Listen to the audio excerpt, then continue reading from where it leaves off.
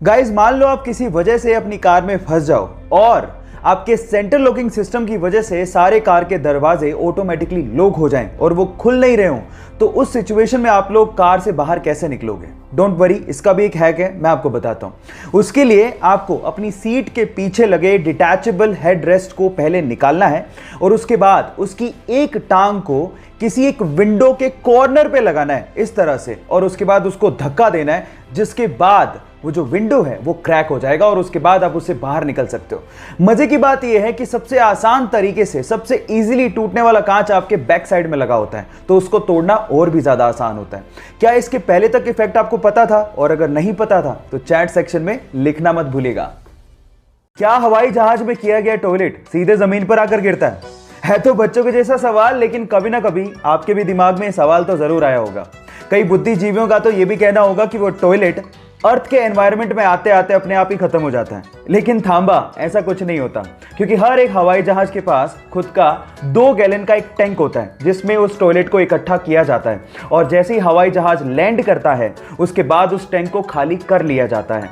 अब अगर अगली बार आपके सिर पे कभी पानी का टपका गिरे तो आप ये समझ लेना कि वो कम से कम हवाई जहाज से तो नहीं गिरा है। क्या इसके पहले तक इफेक्ट आप जानते थे? और अगर नहीं जानते थे तो चैट सेक्शन में लिखना मत भूलिएगा।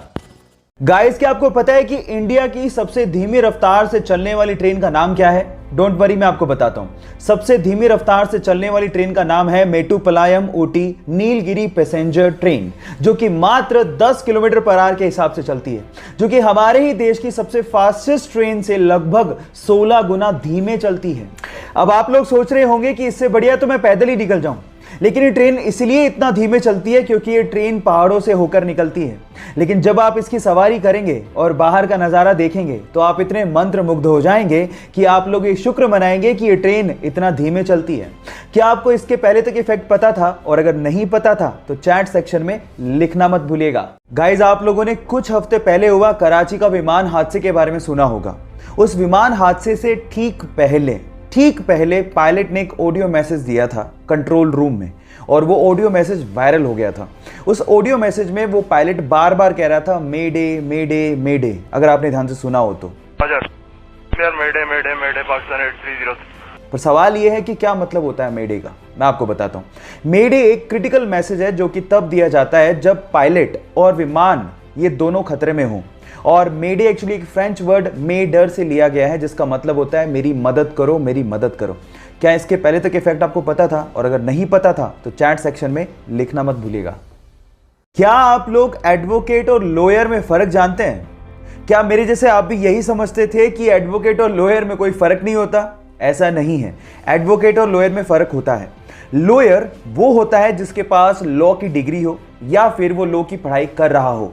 वो आपको कानूनी सलाह तो दे सकता है लेकिन आपके लिए केस नहीं लड़ सकता।